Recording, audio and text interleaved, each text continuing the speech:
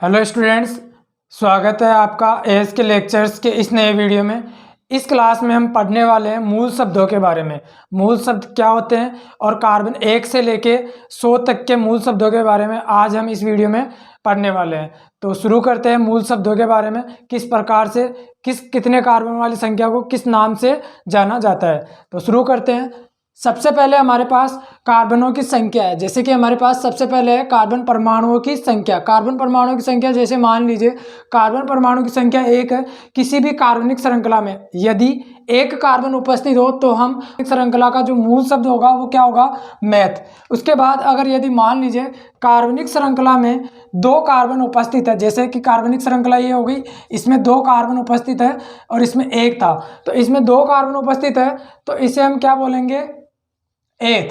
यदि मान लीजिए कार्बनिक श्रृंखला में 3 कार्बन परमाणुओं की श्रृंखला उपस्थित हो तो उसे हम क्या बोलेंगे, जैसे इस तरीके से 3 कार्बन है तो इस प्रकार की श्रृंखला को हम क्या बोलेंगे, प्रोप।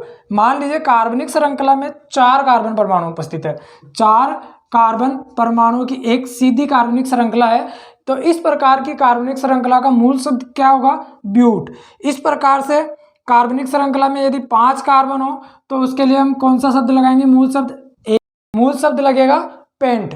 मूल शब्द क्या लगेगा, पेंट। इसके बाद में यदि मान लीजिए कार्बनिक श्रृंखला में 6 कार्बन परमाणु उपस्थित हो तो इस प्रकार की कार्बनिक श्रृंखला को हेक्स नाम देंगे, जैसे कि 1 2 3 4 5 और ये 6। इसके बाद चलते हैं, मान लीजिए कार्बनों की संख्या कितनी हो, 7, तो उसे हम क्या बोलेंगे, हेप्ट।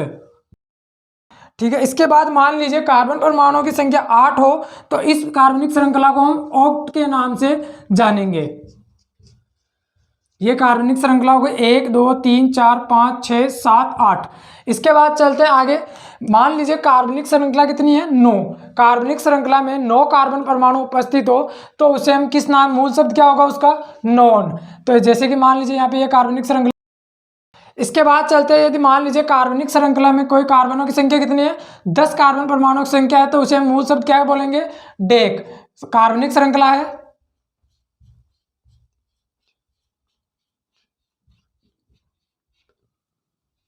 के बाद मान लीजिए कार्बन परमाणुओं की संख्या कितनी है, 11, तो 11 के लिए हम मूल शब्द क्या लगाएंगे, अनडेक। 12 के लिए डूडेक, 13 के लिए लगाएंगे ट्राइडेक, 14 के लिए लगाएंगे टेट्राडेक, 15 के लिए लगाएंगे पेंटाडेक, 16 के लिए लगाएंगे हेक्साडेक। इसी प्रकार से कार्बन 17 के लिए लगाएंगे हेप्टाडेक। मान लीजिए कार्बनिक श्रृंखला में 18 कार्बन परमाणु उपस्थित हो तो इस प्रकार से हम उसके लिए मूल शब्द क्या लगाएंगे, ऑक्टाडेक। इसके बाद मान लीजिए कार्बनिक श्रृंखला में 19 कार्बन परमाणु हो तो उसके लिए हम क्या लगाएंगे, मूल शब्द नोनाडेक। मान लीजिए कार्बनिक श्रृंखला में 20 कार्बन परमाणु उपस्थित है तो उसे हम क्या बोलेंगे, आइकोस।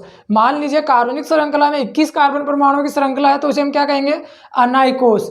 इसके बाद जिस कार्बनिक श्रृंखला में 22 कार्बन हो तो उसे डू आइकोस। जैसे कि कार्बनिक श्रृंखला है उसके अंदर 23 कार्बन है तो उस कार्बनिक श्रृंखला को ट्राई आइकोस के नाम से जानेंगे।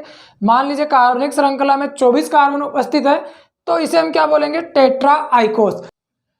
जो मूल शब्द है, मूल शब्द की संख्या से पहले जो शब्द लगाए जाते हैं उनको जानते हैं किस प्रकार से लगाते हैं। एक के लिए लगाते हैं अन या फिर हेन, अन या हेन। 2 के लिए लगाते हैं डू या डाई, डू या डाई। 3 के लिए लगाया जाता है ट्राई और 4 के लिए लगाया जाता है टेट्रा। 5 के लिए लगाया जाता है पेंटा लगाया जाता है। 6 के लिए लगाया जाता है हेक्सा और 7 के लिए लगाया जाता है हेप्टा। 8 के लिए लगाया जाता है ऑक्टा और 9 के लिए लगाया जाता है नोना। इस प्रकार हम क्या करते हैं, जो हमारा मूल शब्द है, मूल शब्द से पहले हम इन शब्दों का इस्तेमाल करते हैं। 1 के लिए अन, 2 के लिए डू, 3 के लिए डाई, 3 के लिए ट्राई, 4 के लिए टेट्रा, 5 के लिए पेंटा, 6 के लिए हेक्सा, 7 के लिए हेप्टा, 8 के लिए ऑक्टा, 9 के लिए नोना। तो आप इनका स्क्रीनशॉट ले लीजिए, फिर इनको रफ करके आगे चल। हाँ, तो आपने 24 तक के मूल शब्द लिख लिए होंगे। अब आगे चलते हैं। अगर यदि किसी कार्बनिक श्रृंखला में 25 कार्बन उपस्थित हो तो उसे हम क्या कहेंगे? पेंटा आइकोस। अगर 26 कार्बन उपस्थित हो तो उस कार्बनिक श्रृंखला को कहेंगे हेक्सा आइकोस। मान लीजिए 27 कार्बन उपस्थित है तो इसको कहेंगे हेप्टा आइकोस। 28 के लिए कहेंगे ऑक्टा आइकोस। 29 कार्बनों की श्रृंखला को कहेंगे नोना आइकोस। मान लीजिए 30 कार्बन परमाणु उपस्थित है किसी कार्बनिक श्रृंखला में तो उसे हम क्या कहेंगे? ट्राइकोंट। क्या कहेंगे? ट्राइकोंट।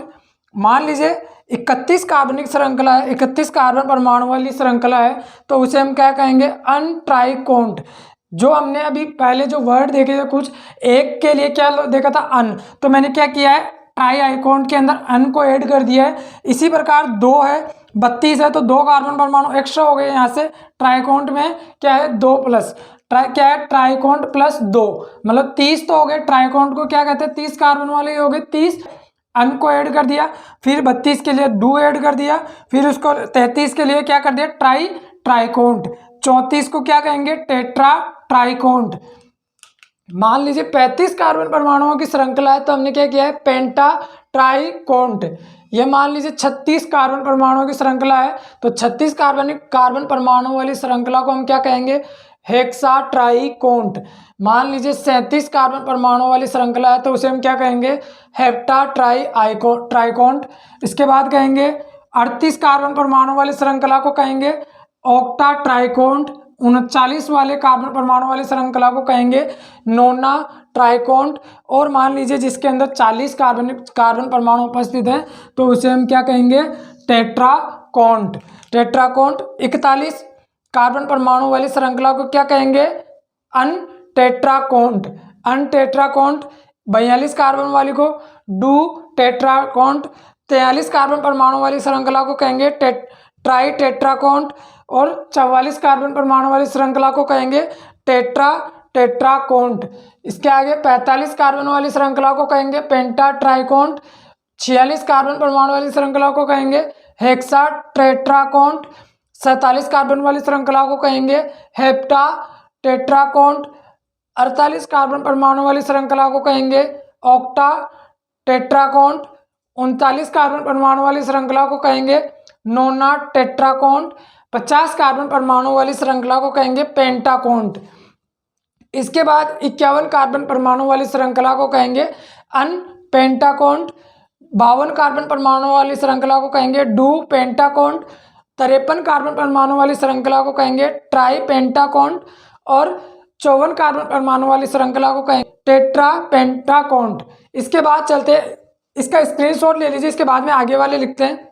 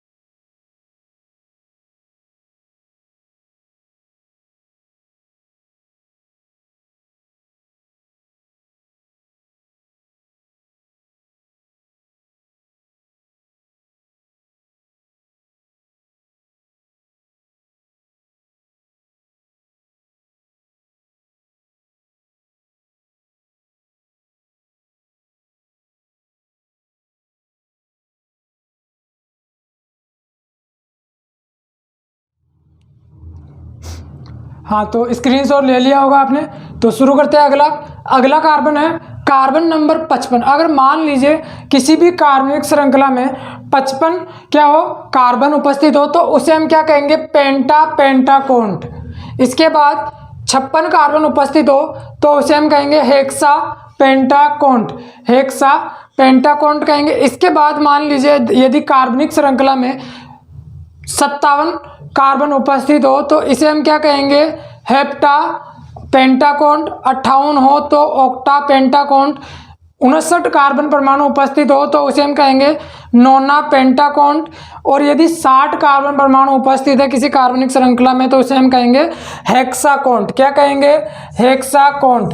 इसके बाद यदि मान लीजिए कार्बनिक श्रृंखला में 61 कार्बन उपस्थित हो तो उसे हम क्या कहेंगे, अनहेक्साकोंट।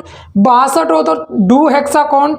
63 हो तो ट्राई हेक्साकोंट। इस प्रकार से हमारे पास मान लीजिए कार्बनिक श्रृंखला में 64 कार्बन उपस्थित हो तो उसे हम क्या कहेंगे, टेट्रा हेक्साकोंट। 65 कार्बन उपस्थित हो तो पेंटा, क्या कहेंगे, पेंटा हेक्साकोंट। 66 कार्बन परमाणु उपस्थित हो तो उसे हम क्या कहेंगे, हेक्साकोंट।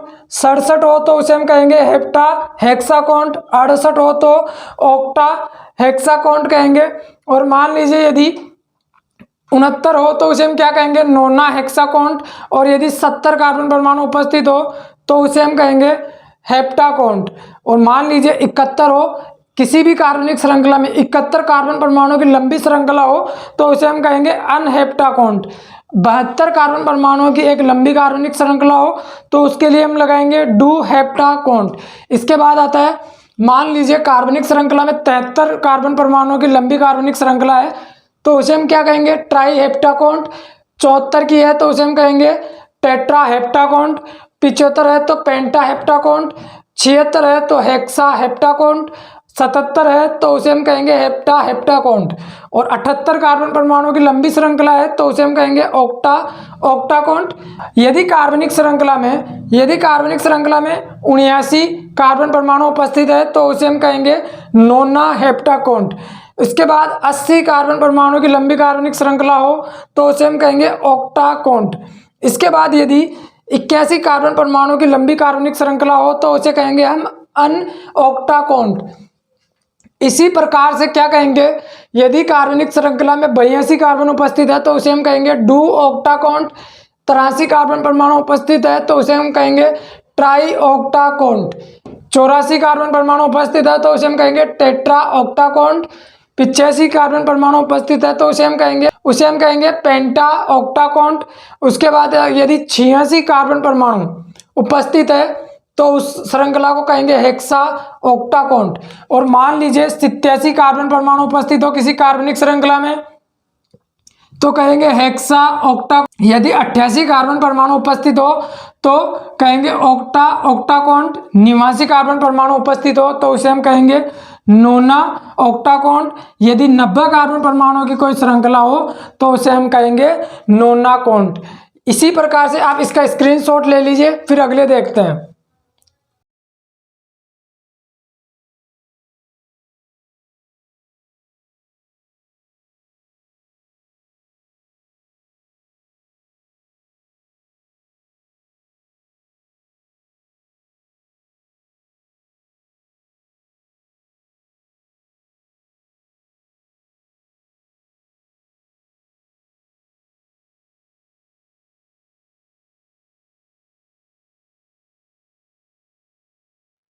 हाँ, तो आपने स्क्रीनशॉट ले लिया होगा। अब देखते हैं 91, यदि कार्बनिक श्रृंखला में 91 कार्बन उपस्थित हो तो उसका मूल शब्द क्या लगाएंगे हम, मूल शब्द लगेगा अननोनाकोंट। इसी प्रकार से यदि कार्बनिक श्रृंखला में 92 कार्बन उपस्थित हो तो उसे हम क्या कहेंगे, डू नोनाकोंट। यदि कार्बनिक श्रृंखला में 93 कार्बन उपस्थित हो तो उसे हम क्या कहेंगे, ट्राई नोनाकोंट। इसी प्रकार से यदि कार्बनिक श्रृंखला में 94 कार्बन उपस्थित है तो उसे हम क्या कहेंगे, टेट्रा नोनाकोंट। इसी प्रकार कार्बनिक श्रृंखला में यदि 95 कार्बन उपस्थित है तो हम उसे कहेंगे पेंटा नोनाकोंट। इसी प्रकार अगर 96 कार्बन उपस्थित है तो उसे हम क्या कहेंगे, हेक्सानोनाकोन्ट। और यदि कार्बनिक श्रृंखला में 97 कार्बन उपस्थित है तो उसे हम क्या कहेंगे, हेप्टानोनाकोन्ट। और इसके बाद में अगर 98 कार्बन उपस्थित है कार्बनिक श्रृंखला में तो उसे हम ऑक्टानोनाकोन्ट कहेंगे। यदि कार्बनिक श्रृंखला में 99 कार्बन उपस्थित हो तो उसे हम क्या कहेंगे, नोनाकोन्ट। और यदि कार्बनिक श्रृंखला में 100 कार्बन उपस्थित है तो उसे हम कहेंगे हेक्ट। इसी प्रकार आप इसका स्क्रीनशॉट ले लीजिए। तो उम्मीद है आप लोगों को कार्बन 1 से लेके कार्बन 1 से कार्बन 100 तक के मूल शब्द याद हो गए होंगे।